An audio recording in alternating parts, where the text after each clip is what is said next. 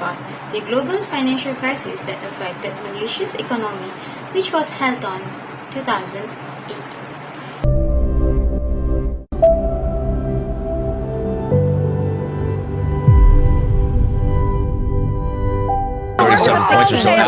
Just getting hammered this morning. Down by between 3%. Before we are going to discuss each of us research question and others so on, but let me introduce you first the introductions of our assignments, why we choose the financial crisis 2008 and why this happened towards Malaysia. Did you know that the financial crisis 2008 is one of the economic recessions after happened Great Depression 1930s and the Asian financial crisis 1997, and the financial crisis 2008 is the second time Malaysia facing economic recessions after 1997. Financial crisis 2008 happened when the financial crisis was primarily caused by the deregulations in the financial industry that permitted banks to engage in hedge fund trading with derivatives. Banks then demand more mortgage to support the profitable sales of these derivatives. The balance 2021.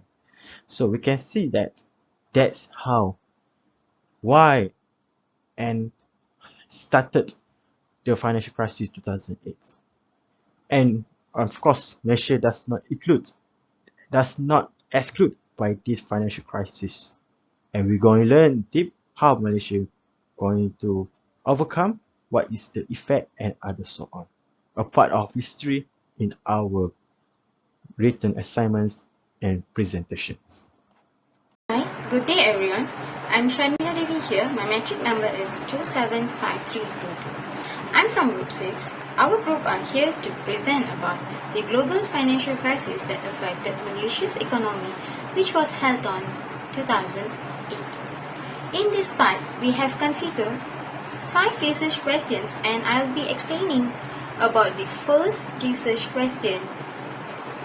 Over here, I'll be stressing on the impact of the banking crisis on bank intermediation, impact on the domestic money and debt markets, accommodative monetary policy, and also the transformation of the financial system. Thank you. To know about the impact of the banking crisis on intermediation. The financial intermediation process in Malaysia occurred due to the financial system which has remained orderly throughout the period of economic turbulence with continuing flows of credit to the real economy. Here the level of capitalization of the banking system in Malaysia was at its highest historically a level of the crisis. There occurs a big fund flow drops when the movement of bank and financial institutions in United States and West reduce their international business and focus on home markets. Back on the domestic money and debt markets. The liquidity has been maintained in the domestic money market. Furthermore, the activities in ringgit interbank market were unaffected and the 1-week domestic money market rates remain stable. In Malaysia has suffered the impact in terms of financial and trade channels.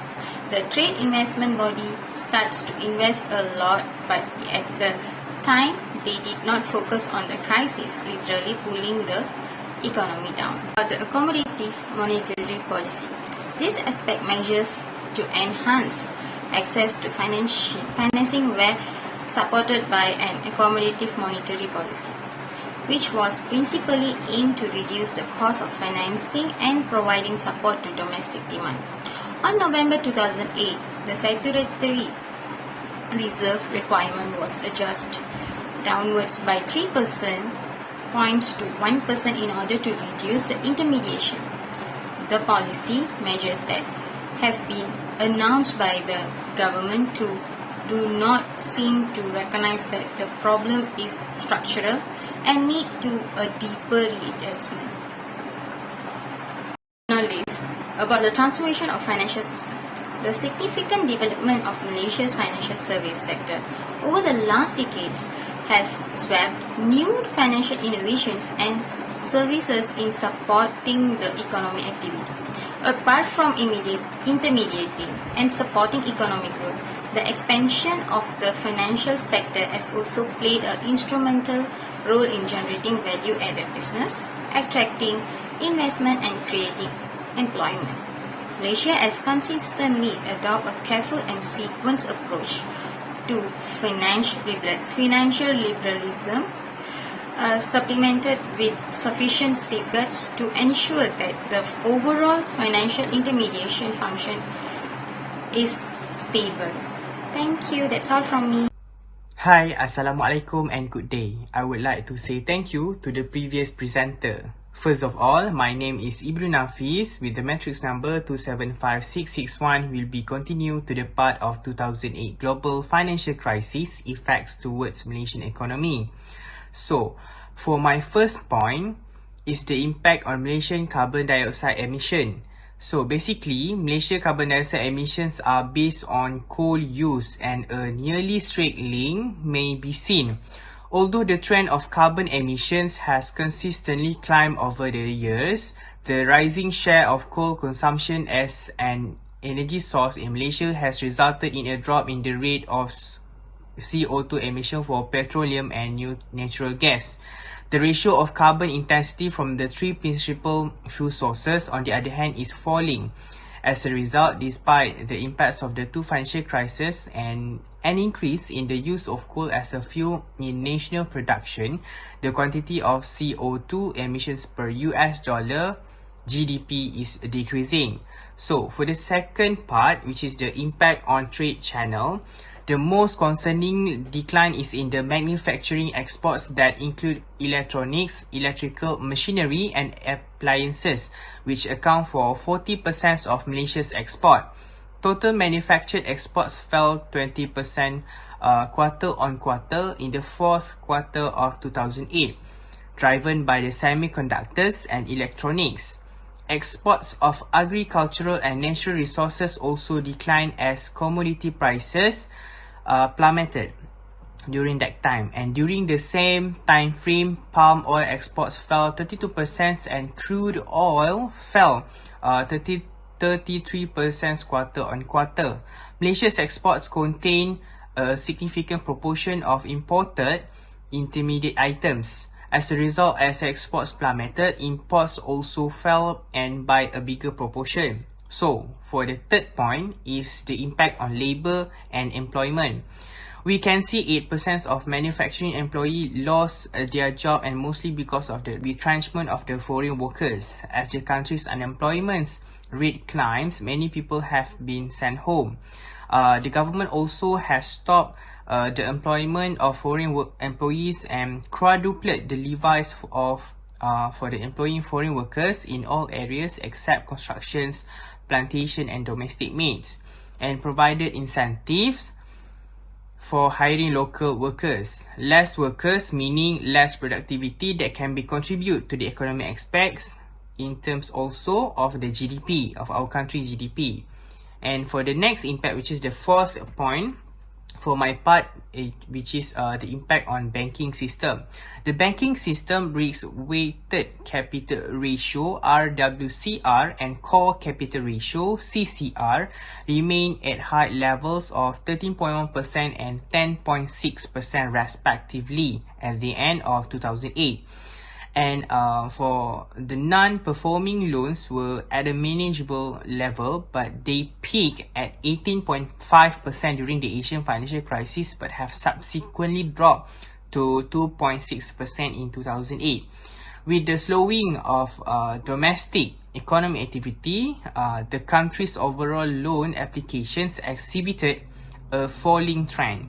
Loan applications in both The commercial and consumer sectors have declined. Application from the transportation, storage, communication, banking, insurance and business service sectors, on the other hand, will sustain. And the loan approvals drop in lockstep with the overall drop in the loan applications. And for my last point, which is the impact on foreign exchange rate.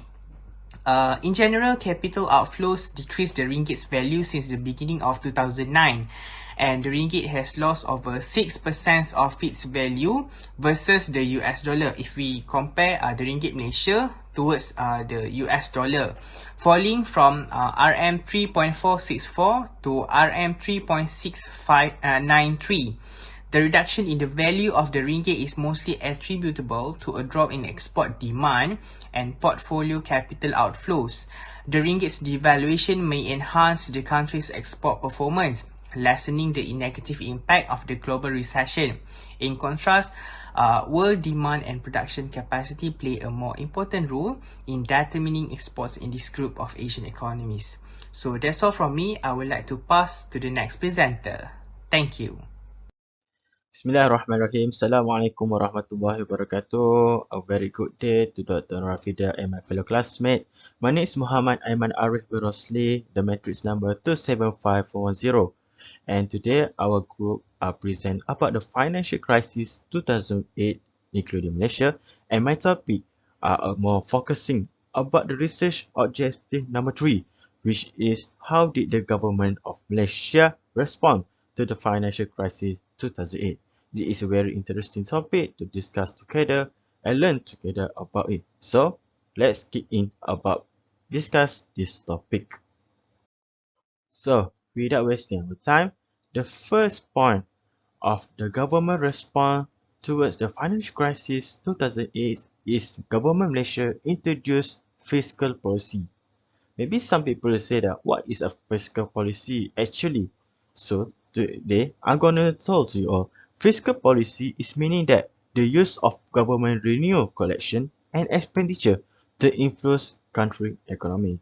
We know that during the financial crisis 2008, government Malaysia need to react fast to create a policy that strengthen back or fight overcome the financial crisis in 2008.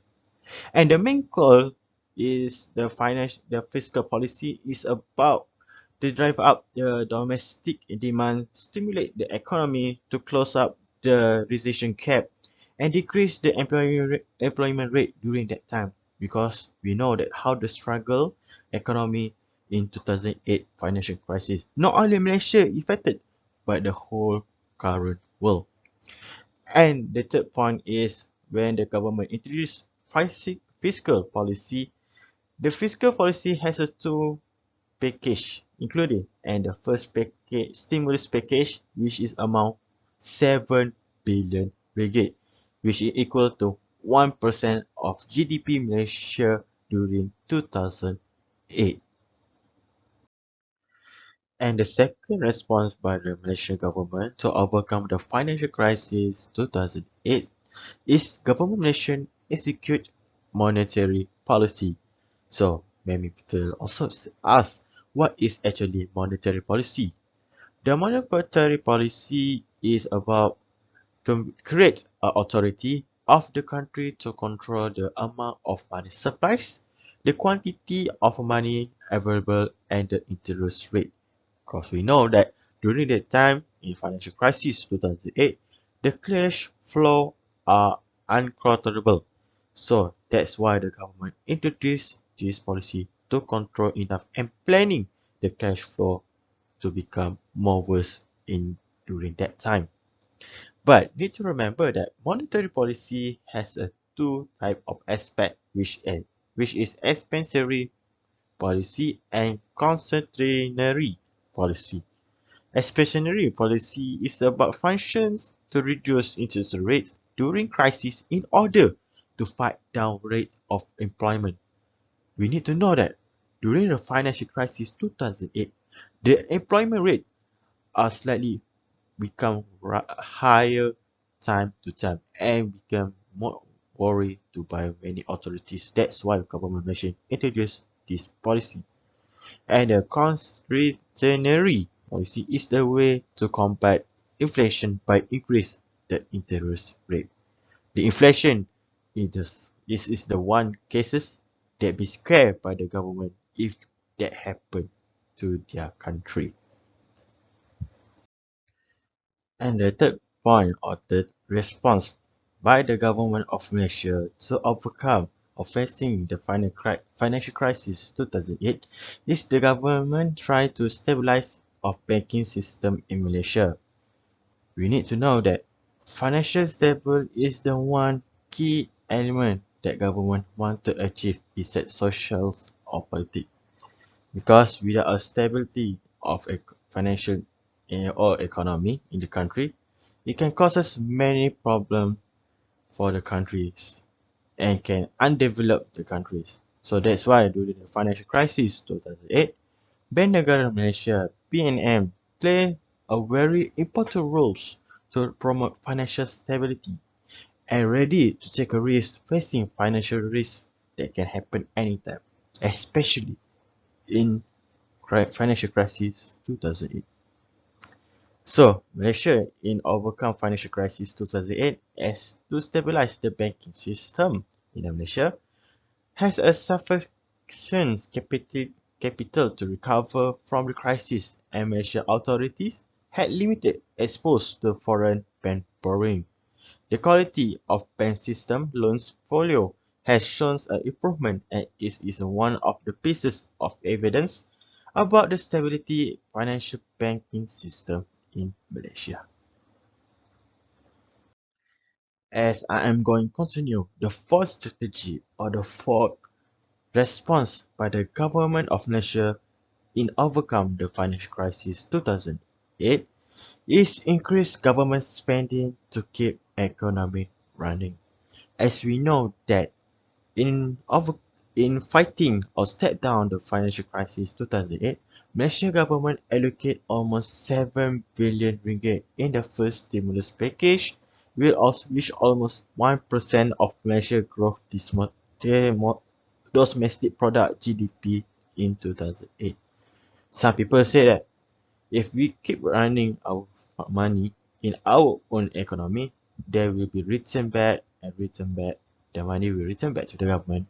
It's just like a circle, recycles back the money. So that's why the government are brave enough to allocate a lot of money to their people in 2008. So we can see that there are certain projects that be allocate on money and the focusing by the government during the crisis as to continue survive during that time, such as construction, upgrade and maintenance of social infrastructure and public amenities, especially schools, hospitals, roads in a rural area. Government allocate 1.8 billion ringgit. That's quite a lot of money. Investment fund to the boost private sector investment, especially foreign direct investment (FDI), via grants, soft loan, and equity capital, with priority given to high value added strategic sectors and high impact projects, which is allocated 1.5 billion of ringgit. Construction of low cost and affordable housing for the citizens of Malaysia. Government allocate 1.2 billion ringgit. Human capital development via allocate of your training program by a private training institutions. The government allocate 300 million ringgit, which is more this project is more focused about employment to decrease the employment rate. And the fourth is rejuvenate available abandoned house project, which they allocate by the government 200 million ringgit. And the final, to help to support a small and medium enterprise in Malaysia. Among Malaysians, the government allocate almost 100 million ringgit. So we can see that there are lots of money that government spending to overcome the financial crisis 2008, and the result is we can see that it is a success to overcome that crisis for the Malaysians. And the final response by the government of Malaysia is plan strategy onwards positive economy outlook. So the government have introduced a lot of policy, a lot of stimulus package they introduced for the government, the country for the overcome the financial crisis 2008. Malaysia is still a country that have a major export market and still has a slightly positive economy outlook across the region. As always, China become the first Malaysia export partner. Same goes like another Asian country, Japan and others so on. Meanwhile, the Western country, US, is one of our best partner in export and import. So during the financial crisis 2008, even the authority like IMF and another expert team said that the economy in 2008 are going to slow down in growth. But Malaysia still take a reaction of resilience. What's the other meaning of resilience and what's the effect actually of resilience? As according to UK, it says resilience effect is increasing employment on the public's expectations and they ensure uncertainties may undermine the capacity of domestic demand to spur economic growth. So that's why a lot of, as I at least say that even a lot of policy that introduced by the government, it will come out the positive economic outlook for the country, for the Malaysia, to overcome the financial crisis 2008. So that's all for me about 5 strategies or 5 response by the government to overcome the financial crisis 2008. Thank you for lending your ears to thank you for lending your ears to hear my point, and inshallah may this knowledge be useful for all of us. Assalamualaikum and thank you. Thank you to the previous presenter. Now I'm going to explain on the outcome from the responses. After the government had introduced to some plan to recover the country economy, these are the outcome from the incentive that had been applied after the global financial crisis. So the first one is the factor of Malaysian investment that managed to save the economy and how the first stimulus responds toward the economy. Following the financial crisis, public investment proved to be the primary source of support for the country's economy. The government had announced a stimulus package as a means of overcoming a financial crisis. There were many packages that claimed to be able to help the country's economy recover from the crisis. Some of the packages announced were for the improvement and repair of government assets and community infrastructure. Some funds were also set aside for the expansion of the internet service, public transportation, and also the school project. However, the 7 billion uh, money allocated provided for stimulus were actually insufficient, that causing the economy to enter a new round of recession. The allocated amount was only 1% of Malaysia gross domestic product, so it does not helping much in during the after the economic crisis.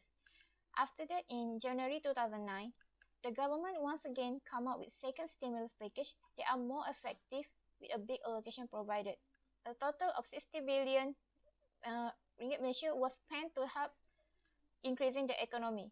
Growth figure had risen to 5.9% by end of 2009, and it stands to significant financial stimulus program and new government, which was aided by the government decision to eliminate fuel subsidy and surge in domestic demand. Next, we move on to the second result from the government initiative, which is the foreign exchange rate. The Malaysia capital account surplus creates a large amount of foreign exchange reserve. The reserve has not been accumulated as a result of loan granted to the country to help it deal with the currency crisis. While company leverage had been reduced to a management level, it has not resulted in a devastating recession or put the country financial system in jeopardy. The credit quality of the banking system financial portfolio also hasn't deteriorated significantly. However, overall, the non-performing loan had decreased by 33.4% and the net non-performing loan ratio dropped to 2.1% in September 2009, down from 4.6% at the beginning of 2007. This could be linked to the Bank Negara Malaysia effort to improve the credit risk management and underwriting infrastructure. However, overall non-performing loan had decreased by 30.4% at the net. This could be linked to the BNM concerted effort in the aftermath of the Asian financial crisis sheet and asset quality through stringent provisioning procedure and loan write-off. Household saving rates are likewise high, allowing personal consumption to be kept at approximately at the same level as it was before the government provided monetary and fiscal aid. Next is the Malaysian monetary aggregate that managed to expand after the crisis. The banking sector had benefited from the monetary growth by preventing capital outflow and stock market crashes. Monetary aggregate are still growing, but slowly. The banking system had remained strong with a strong capitalization and stable asset quality. The risk-weight capital ratio and core capital ratio had improved from 12.6% and 10.6% at the end of 2008 to 14.3% and 12.7% by July 2009. And the non-performing loan ratio had remained low, hovering around 2% all around domestic demand condition, had begun to normalize in the second quarter of 2009 as a result of a higher public spending and private consumption expansion following the implementation of fiscal stimulus measure. In 2009, the public investment had surged by 12.9% as a result of the adoption of two stimulus programs. The private consumer expenditure had proven to be extremely resilient in the face of economic downturn. In the first quarter of 2009, GDP had increased by 6.2%, then declined by 3.9% in the first half. The annual rate of contraction in 2009 was assessed to be 1.7% as the economy began to recover in the second half of the year. And the last one is the economy recovery. After the global financial crisis hit the world, Malaysia's economy managed to slowly climb back to its normal position. Malaysia's economic situation in 2009 was said to have deteriorated dramatically in the first half of the year. As we might imagine, in the aftermath of the global financial crisis, the country had suffered greatly with a certain government initiative encountering difficulty during the recovery phase. As a result of the crisis, the economy began to slowly recover as the government incentive began to provide good outcomes. The outstanding policy moved in the stabilization of financial markets and provided some relief to the real economy. Importantly, the enormous fiscal investment and the restoration of normal financial market had functioning to put an end to the severe economic depression. As a result, by the middle of the year, most economic activity had begun to rebound and country economy also had begun to recover. The economic recovery, while in the other hand, had been fragile and unequal. The recovery long-term viability was evident in the second quarter of 2009 when most country development continued to rely heavily on the government assistance. In the second quarter, credit had spread began to narrow, and equity prices progressively recovered as risk appetite increased. Interbank market reopened as a result of central bank large liquidity injection into the financial system, aided by the stabilization of short-term money market. However, due to the continued instability of financial institutions, the recovery in interbank market did not translate into greater lending to the private sector in advanced economy. I think that's all from me. Thank you. I shall pass to the next presenter. Assalamualaikum. My name is Muhammad Syed Izlan bin Sabri. So today I will discuss about what are the lessons that Malaysia could learn from the 2008 global financial crisis. The beginning of 2008 global financial crisis started in United States of America, USA, which later I will refer to United States. The causes of 2008 global financial crisis due to loan flexibility to those who do not qualify, which is subprime, that happened in United States, which made United States banking system collapse. As the causes of that, it made 2008 global financial crisis. According to Lee 2020, Malaysia faced the consequences in terms of financial and trade networks. As Malaysia, a trade-dependent economy, suffered significant process in trade investment due to the Malaysia export dropped 45% to RM38 billion in January 2009, down from RM54 billion in July 2008. In response to 2008 global financial crisis, Malaysia government implemented a new economy package that called stimulus package. Stimulus package is to boost Malaysia economy to ensure that Malaysia economy keep running during this crisis.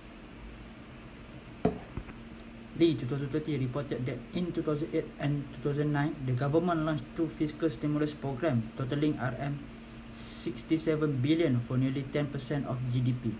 The first stimulus is RM7 billion was focused on projects having a large multiplier effect on the economy, as well as measures to promote private spending, and the second stimulus package was RM60 billion, was regarded as the largest in history, consisting of the combination of fiscal injection, government guarantee on bonds and private loan, investing in equity stakes in projects with high multiplier effects, private finance, and tax breaks, such as powering the employees' private provident fund contribution rates from 11% to 8%.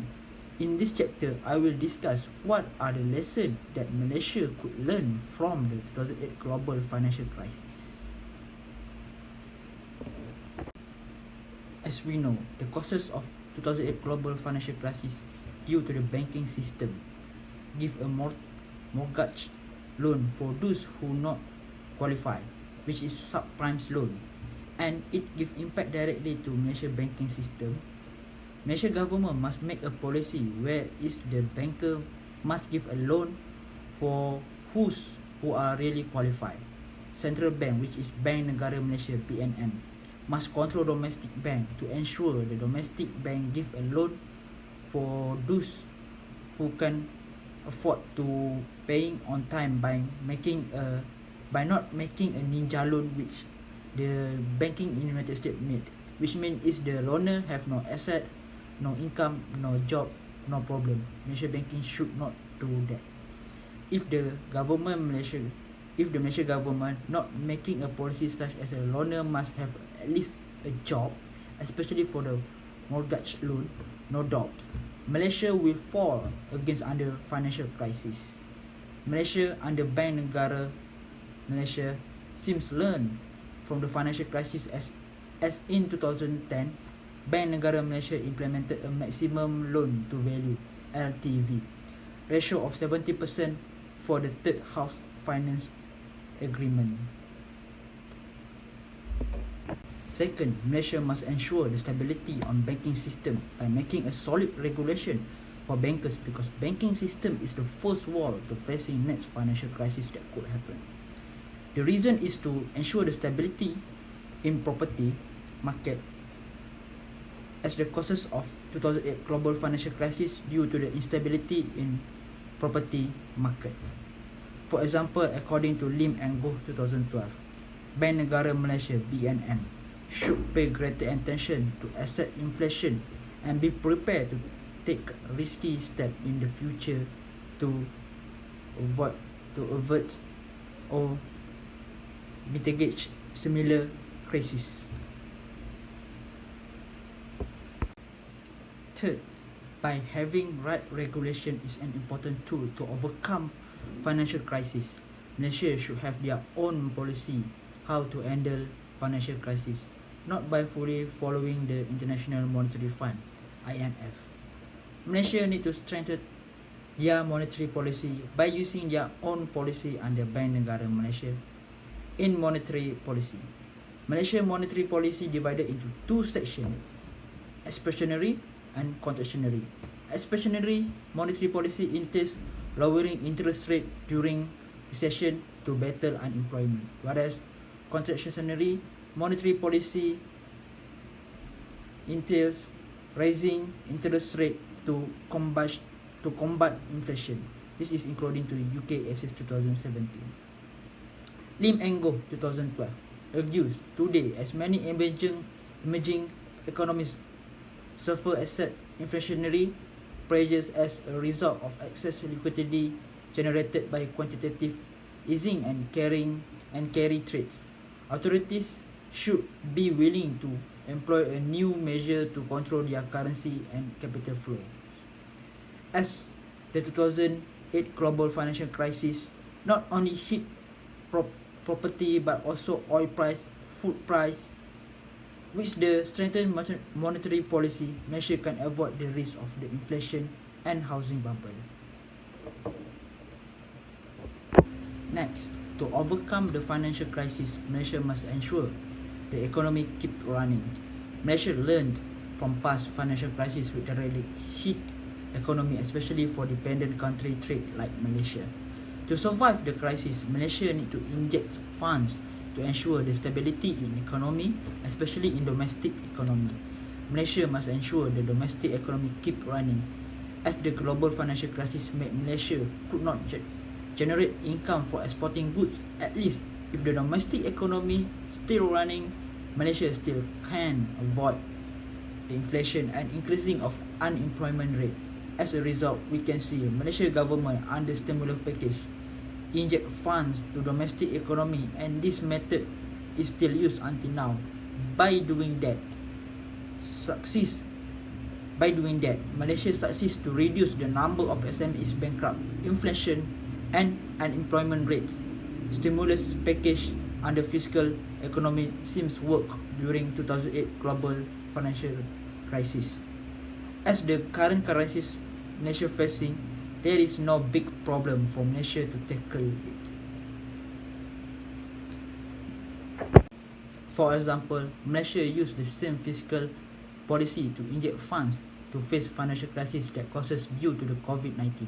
According to Zukri 2021, as September 15, Finance Minister Tengku Datuk Sri Zafrul Tengku Abdul Aziz revealed that more than 66% of all RM 260 billion of the RM 222.5 billion budgeted in budget 2021 have been spent as planned. Bank Negara Malaysia has introduced a new or expanded existing fund facility to assist and support the recovery of SMEs. Following the publication of budget 2022, the bank has committed to increasing the allocation under the BNM's funds for SME by RM 4.5 billion, bringing the total available funds to RM 11.2 billion as of mid-September 2021. This is according to Bank Negara Malaysia data in 2021. Not only for SME but for individual loan such as mortgage loan also have been get by the Bank Negara Malaysia. Moreover, Malaysia as the dependent export country got hit by the 2008 global financial crisis because of the declining export demand from United States and Japan. During that time, United States and Japan are the large-scale trading for Malaysia export goods. As the lesson Malaysia could learn is Malaysia should broaden both the mix of its export and destination of its export, as how we can see Malaysia export have changed their direction to intra-regional and more particularly in China region. Finally, benefits accrue from increased integration into the global commons in financial system, but every benefit have risks. Malaysia as developed country, therefore Malaysia's economy is the most connected rather than detached from the global economy. Malaysia must aware that their capital flow as the financial openness exposed to the local economy to massive capital movement and exchange rate volatility. In my opinion, as the exchange rates nowadays more influence capital flow as opposed to trade flow, therefore Malaysia needs to extra alert because capital flow is important. If the capital inflow increasing, it will lead to the inflation of asset price and credit bubble that caused of 2008 global financial crisis. According to Lim and Goh 2012, if a government especially a small economy, maintains a complete capital flow liberalization. Such enormous and erratic capital flow might undercut its monetary policy. As conclusion, Malaysia must be learned from the past financial crisis, which is 2008 global financial crisis, because it will help Malaysia to analyze how to handle the next financial crisis if it happens. This will help Malaysia in future to take a one step forward if the financial crisis hits Malaysia again. And in my hopes, with the lesson Malaysia have learned, I hope Malaysia can prevent another financial crisis that will harm Malaysia economy, as the prevention is better than cure. In conclusion, this paper already served and fulfilled all the research question and the objective. Both research question and research objective was set up by us with the guidance of assessment and assessment from the lecturer itself. Through this paper, we can see the 2008 global financial crisis (GFC) that affected the Malaysian economy. At first moment, we discussed on how the GFC affected the Malaysian economy. Through our readings, we find out some factors that make GFC affected Malaysian economy, such as in perspective of banking crisis, domestic money and debt market, monetary policy and the financial system. Move on to the next point is on the effect of GFC towards Malaysian economy.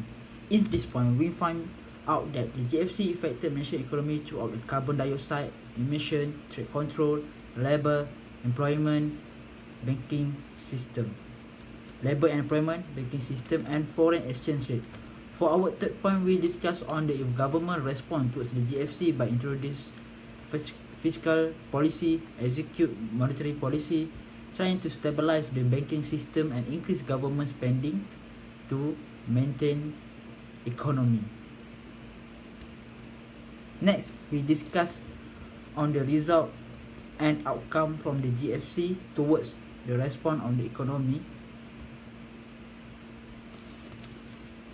Lastly, we discuss on lesson learned from GFC that emphasize a policy of the government or banking system sector should consider the loan to the individual who can really qualify to accept the loan and can pay the installment back. Stability on the banking system, having the right financial tools to overcome the financial crisis, ensuring the economy always running and broaden the export and the destination of export. That's all from Group 6. Thank you.